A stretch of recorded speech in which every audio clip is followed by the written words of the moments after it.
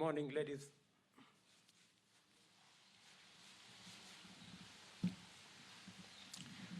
Good morning, ladies and gentlemen. Thank you very much for finding time so that we can do this together this morning. I have a statement that I intend to deliver, a short statement. Fellow Kenyans, I address you at a time like no other time in our memory. This year's Easter is going to be drastically different in many significant ways, but it's a message that remains the same.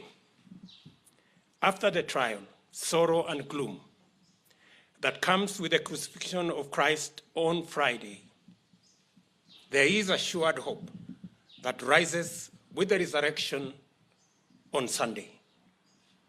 Our current situation has brought us its share of tribulations and heartbreaks.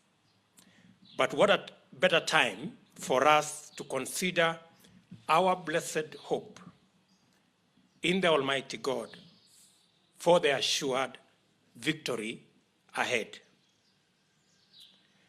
We are in a new place, confronting a situation that is wholly unprecedented in our time. We have never been here before. Our children are out of school.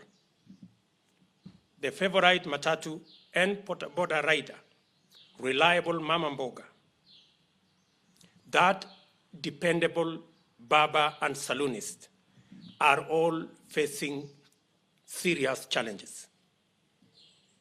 Our airline industry is grounded. Hotels have shut their doors.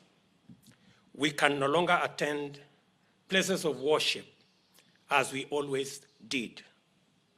This is phenomenal. And the cause of all this is the novel coronavirus, a minute fragment of inert genetic code. Fortunately for us, defeating this virus, which has occasioned so much suffering, mayhem, and disruption on a scale never witnessed in recent history, does not require the nuclear bomb, mighty armies, or jet fighters. Simple behavioral and hygiene measures, such as avoiding handshakes, washing hands with soap, sanitizing, wearing masks, social distancing, and staying at home, simple as they seem, guarantee us a decisive blow against this deadly virus. The fight against coronavirus is a paradox. While on the one hand, we have a deadly virus that threatens to wipe out people and disrupt the world on a scale never before experienced, defeating it completely, on the other hand, takes such basic measures and elementary precautions. We must not be confused by the simplicity of washing hands, social distancing, and staying at home to underestimate the deadly, dangerous, and destructive coronavirus. Let us remember that the coronavirus cannot move or multiply by itself. It desperately needs our bodies for mobility, for transport from one victim to another, and from one locality to another. Curtailing our movements will completely immobilize this enemy and stop its spread. This is why we urge those who can work from home to do so, while those who must work in factories, offices, business premises, and such other areas to meticulously exercise social distancing. Employers should adopt a shift system that enables staff to work at different times of the day or on different days to minimize congestion in workplaces. And unless it is absolutely necessary, and with compelling and extraordinary reasons, the rest of us must stay at home. This is also the case for the restriction of movements into and out of Nairobi, Kwale, Kilifi, and Mombasa, counties where the highest incidences of COVID-19 have been reported.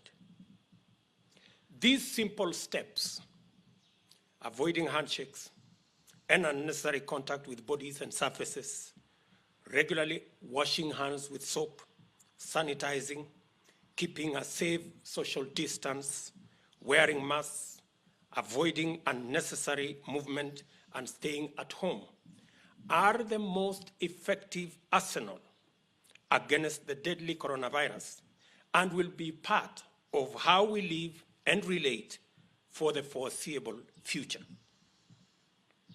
As government, we appreciate and commend the millions of Kenyans who have taken this directive seriously and are conscientiously complying with the protocols as issued and updated by our health ministry. Those not committed to these measures should know and understand that they are putting their lives, those of their families, friends, and millions of other Kenyans at death risk. This kind of reckless negligence, ladies and gentlemen, is unacceptable. To protect ourselves, every Kenyan should go the extra mile and perform the patriotic duty of ensuring that their families, their friends, workmates, and neighbors adhere to these protocols as issued by government from time to time. We must not negotiate our safety and survival. Let all of us be our brother's keeper. Many Kenyans are, however, asking, while government is telling us what to do, what is government doing about the COVID-19 pandemic? And allow me to say the following. President Uhuru Kenyatta has taken personal charge of this situation and mobilized government at both levels, together with development partners, the private sector, and friends of Kenya, to accomplish a number of objectives.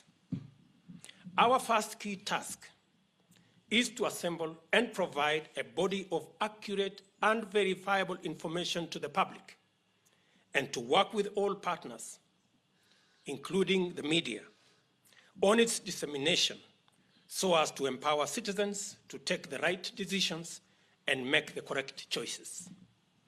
Information on the nature, threat, and remedies of the novel coronavirus and COVID-19 at this point in time is the foremost duty of the government, given that citizen behavior and action is at the heart of defeating this pandemic.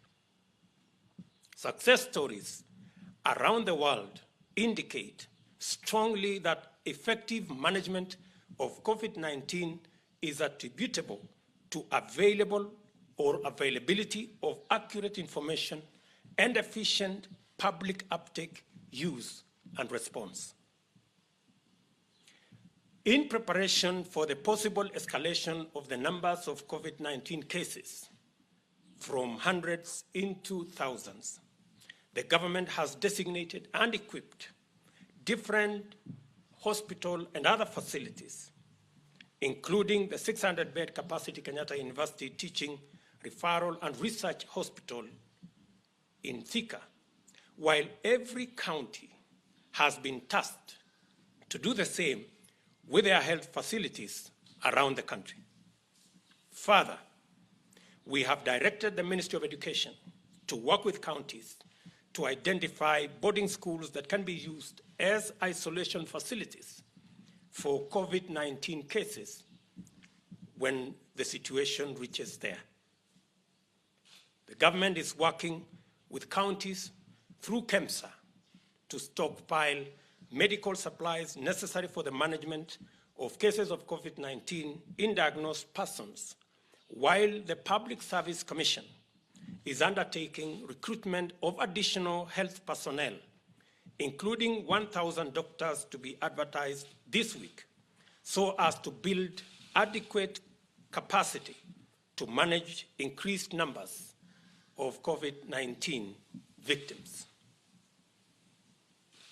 Number 4, the statistics released by the Ministry of Health on the number of persons infected so far has come mainly from testing of persons in quarantine and their known contacts. The testing process at the moment is slow and limited. We are working with the World Health Organization and Africa Center for Disease Control on the approval of rapid diagnostic kits produced by international and local institutions, including KEMRI, to scale up our testing. I did speak to the director of KEMRI yesterday, and they confirmed to me that in a couple of weeks, they will be ready with their kits for mass testing. Once approved, these diagnostic kits will enable the government to carry out mass testing of Kenyans, which is necessary to capture all those infected by the virus for isolation, containment, and management. This exercise is critical for us to adequately and comprehensively respond and manage this pandemic. We are working with international partners, including the World Bank and the private sector, on the acquisition of additional ventilators, sanitizers, and masks, with the aim of enhancing our capabilities and preparedness. Kenya Bureau of Standards has provided standards for production of these items, and local manufacturers should produce what they can en masse without any further delay. We are also scaling up oxygen supply to all the 94 hospitals that were identified under the MES program for use by patients